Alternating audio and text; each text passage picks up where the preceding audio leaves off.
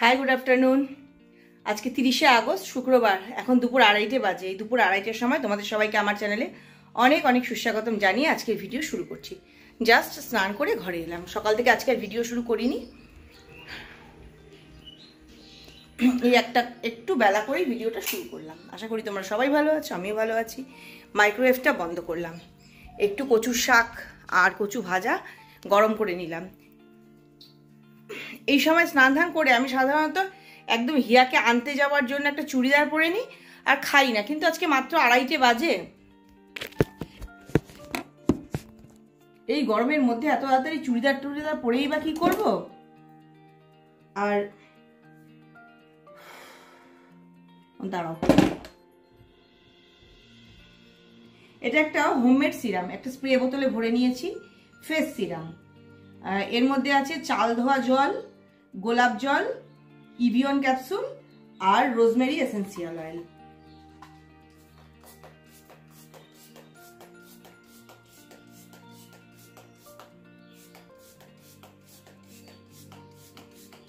খুব হাইড্রেটিং এটা, একদম। এই যে মুখটাকে স্নান করে এসে একবার দিয়ে দিলাম।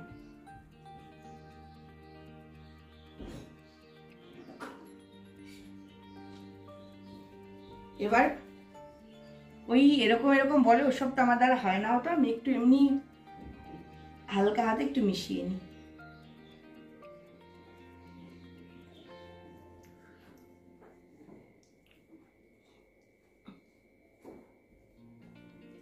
ফ্যান চালালাম বাবা, ফ্যান চালা থাকতে পারছি না।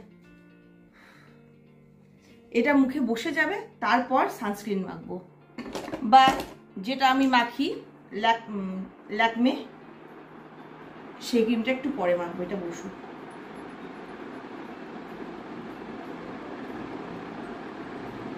ততক্ষণে ভাতটা বাড়ি। সিরামটা শুকিয়ে গেছে, একদম স্কিনে ঢুকে গেছে। এবার যে ক্রিমটা আমি মাখি ল্যাকমে লাইট, সেটা মেখে নিচ্ছি।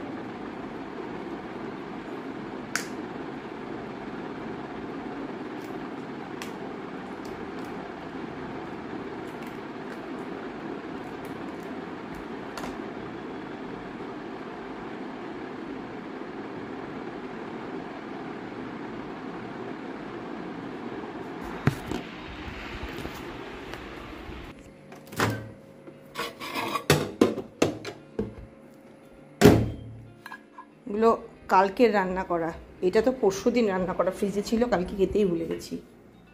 আজকে রান্না করেছি শুধু চিকেন। সাধারণত নিজের খাওয়ার জন্য আমি বাটি টাটি লাগাই না, কিন্তু আজকে বাটিতেই নিতে হলো, নইলে একদম ওই কচুর মধ্যে চলে যাবে। হিয়া এসে বকবক করবে যে কেন আমি ওর জন্য অপেক্ষা করিনি, কিন্তু প্রতিদিন না অপেক্ষা করা যায় না। সব কিছু হয়ে গেলে যখন দেখি সময় আছে খাওয়ার, তখন মনে হয় কি খেয়েই নি, আর এত খিদে পেয়ে যায়। আর ও এসে স্নান করে ধীরে সুস্থে খাবে তো অনেকটা দেরি হয়ে যায়, তাই তাড়াতাড়ি করে গপ গপ করে খেয়ে আবার কানতে যাই।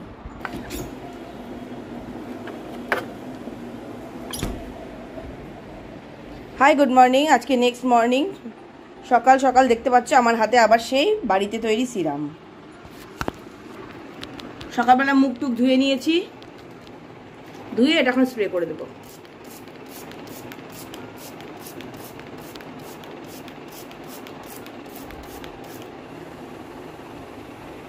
এটা বসে যাবে, তারপরে সানস্ক্রিন মেখে রান্নাঘরে ঢুকে যাব।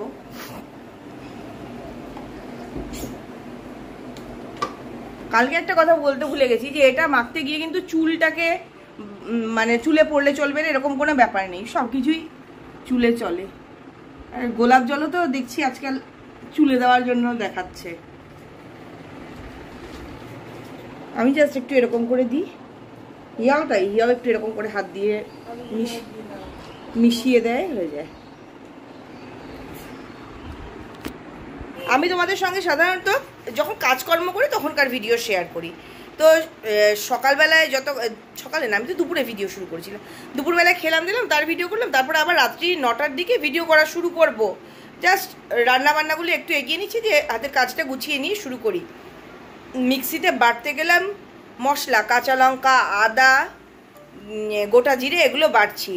মিক্সির ঢাকনাটা ঠিক করে লাগানো হয়নি না কি করে, ফাঁক দিয়ে ওগুলো বেরিয়ে মানে বাটা মশলাটা ছিটেছে, তা পুরো মিহিও ছিল না, ছিটে চোখের ভেতর, হাতে, গায়ে সব জায়গায় পড়েছে। মানে কি যে জ্বলুনি কি বলবো, চোখে জল দিচ্ছি আর জল দিচ্ছি, মানে এই চোখটাতে পড়েছিল, চোখটা একদম লাল।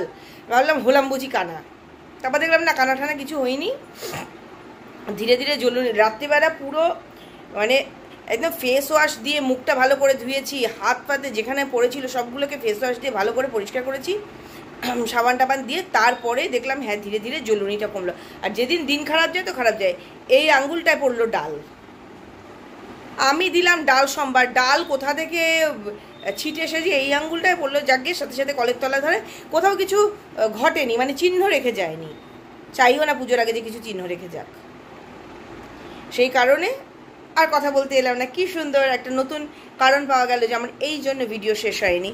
আর তারপরে অনেক রাত অবধি একটা শাড়ি বানিয়েছি, শাড়িটা তোমাদেরকে দেখানো হয়নি কালকে।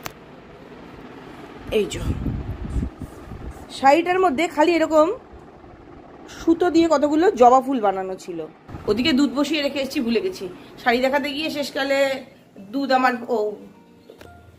কম দুধ, আর আঁচটা কমিয়ে রেখেছি বলে উতলে পড়ে যায়নি বা পুড়েও যায়নি।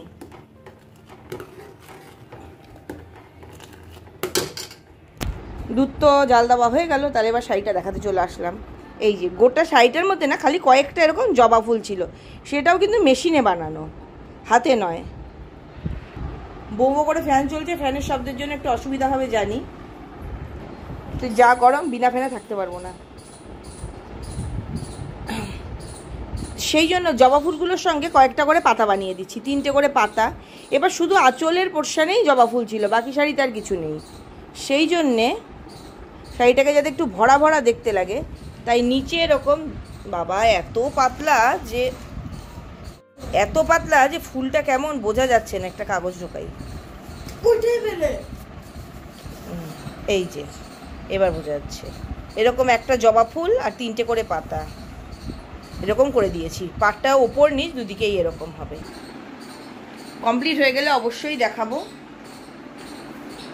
এটা রাত্রেবেলা অবধি করেছি, আবার একটু হাতের কাজকর্ম কমলেই এটা নিয়ে বসবো, চেষ্টা করবো এটাকে আজকেই শেষ করে ফেলা। কারণ দাদা বলেছিল যে একটু তাড়া আছে, তাড়াতাড়ি দিতে পারলে ভালো হয়, তাহলে সেরকম হলে আজকে যদি শেষ হয়ে যায় এবেলা, তাহলে ওবেলা গিয়ে দিয়ে আসবো।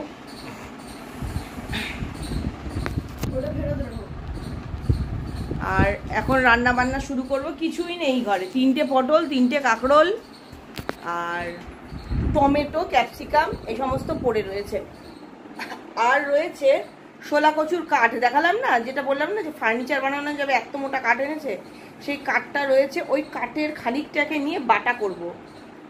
এর আগে বোধহয় একদিন কচু বাটা দেখিয়েছিলাম, আজকে একটু অন্য রকম করে করব, যেভাবে আমার মা করতো সেইভাবে আজকে কচু বাটাটা করব। কাঁকরোল ভাজা, পটল ভাজা, আলু পোস্ত, এই সমস্তই রান্না হবে, যেগুলো শেয়ার করার খুব একটা কিছু নেই। যদি কচুটা মনে করি তাহলে শেয়ার করব, সেটা অন্য একটা ভিডিওতে করব।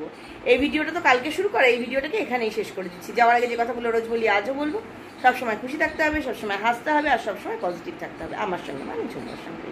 By bye, have a nice day. আর মুখের বাড়িতে তৈরি সিরামটা একদম শুকিয়ে গেছে, এখন একটু সানস্ক্রিন মেখে নেবো, তার উপরে একটু সানস্ক্রিন পাউডার দিয়ে দেবো, ব্যাস রান্নাঘরে যাওয়ার জন্য রেডি। তারপরে যতই তেলের ধোয়া লাগুক, যা কিছু লাগুক, খুব একটা প্রভাব পড়বে না, কারণ ফেস ওয়াশ দিয়ে পরিষ্কার করলে তেলটা চলে যাবে। Bye bye.